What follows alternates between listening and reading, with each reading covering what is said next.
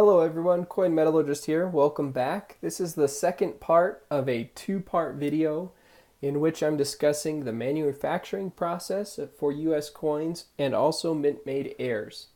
The first part of this video I discussed planchets and planchet preparation heirs.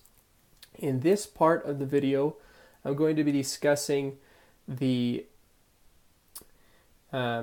dies and also the striking.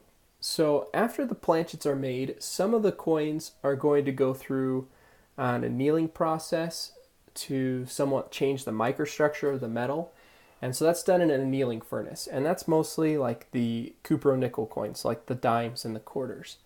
And then they're going to be put into a large rotating barrel which contains a chemical solution which washes and polishes the coins, and then they're dried. After that, they're ready to be put through the edge rolling operation, which is the upsetting machine. And this gives the familiar edge on the 1 cent and 5 cent coins that's kind of a raised edge. And that serves two purposes.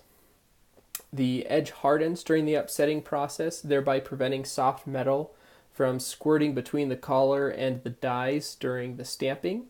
And it also removes any burrs and smooths the edges, making it easier to automatically feed them into a high-speed coin press. Now, the upset planchets then go to the coining presses, where in a single strike, they receive the design and the inscription and everything that's on the surface of the coins. Most of the coin presses that the US Mint use strike multiple coins simultaneously. Some of them strike 4, some of them strike 2. In addition to that, at that step, the 10 cent coin and the 25 cent coin and all coins that are going to have a reeded edge receive that design around the outside of the coin.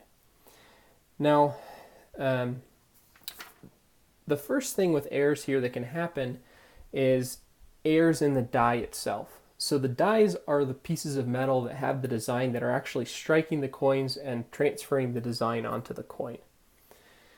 And the mint uses hubs that basically have the exact same design as the coin that then strike these dies and transfer that design in a mirror image onto the dies that are going to then strike the coins. And hub and die heirs can occur at the time that the die is made, or the dies that are installed into the presses, and also from the dies kind of deteriorating during use. So these heirs are less common nowadays, but they can still happen. Now, strike heirs occur when the planchet is actually struck, and it is a fault of the manufacturing process rather than a issue with a die or with the planchet. There's a lot of different errors that can happen in these steps. So the first one I want to talk about is missing design elements. And missing design elements isn't actually the error, but it's the observation we have. And it could be caused by several different errors. It could be that the actual the die that's striking the coin is missing the element on it. That's not as common. What's most common is like something is filling a piece of the die when it's striking, so it doesn't push down at that spot with the same pressure. So this is a dime, a 10 cent coin, and if you look at the date, the fourth digit of the date is just missing. And so what most likely happened is that fourth digit, that element of the design was filled with grease, and when it struck the coin, it didn't press down in that spot. And so that's a striking error, but the same issue or the same coin could have been produced from a hub error or a die error, and then all the coins that were pressed with that die before they realized it would have that error. Other errors that could occur from the die are like the double die variety, double dies that people often see, or errors that can happen from the die degrading over time is die cracks and die breaks. I have a couple different examples of that I want to show you. This is a 1 cent coin from 1807 that has a die crack right here. And this is a very common variety that's known as Comet. Right there, and the variety's S271. And it's a die crack that's very well known. And die cracks can still happen pretty regularly nowadays because they're generally very small and they can't be seen by the naked eye, and so they sometimes still make it through the process. Now, dice can crack during use, producing kind of the jagged raised line like on this one, but they can also crack near the edge, and sometimes that breaks and the broken piece may be retained in position or fall away.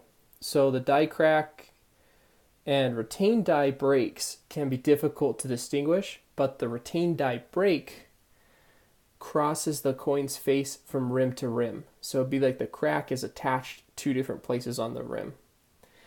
And generally on the side where the crack started, it's going to be higher than on the other side. Now, if the piece of the die breaks off entirely on the edge, then we get an error that we commonly call a cud. Now, this is still a die break, but it broke on the edge, and that piece where it broke off didn't press into the coin.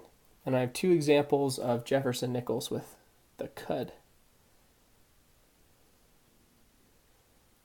Right there, and right there. So there's lots of different errors that can happen with cracks and breaks in the die. Now there's one error from the striking process that I want to discuss. And this is the last error type that I want to discuss with you, which is an off-center strike. An off-center strike is produced when the coin is struck just once, but the coin isn't aligned with the punch, so it's not centered. And what results is a coin which isn't circular, and the various amount of the blank planchet is still visible. So on this example, this is a Lincoln 1 cent coin,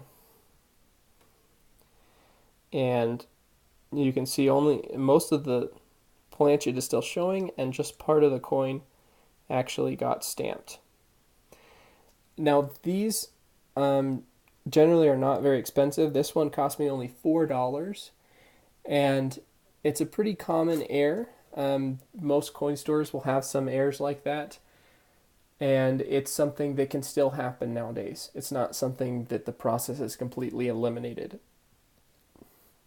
If the off-center coin has a full date on it, that's generally more desirable than one that doesn't have a date on it like this, because then you have at least what year it's from. Like this one does not.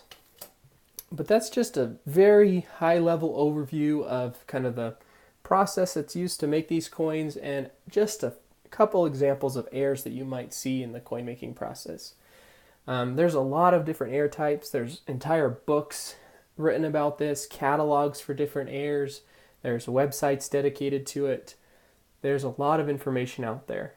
If you're looking for errors in coins, it's good to kind of get some of the background knowledge and go through and look at what kind of errors you might be looking for before you start going through a box of 1 cent coins or 5 cent coins or whatever you want to be looking through, looking for errors.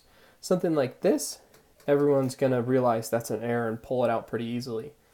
But something where it's just a very fine die crack might not be as obvious. But I hope you all enjoyed the video.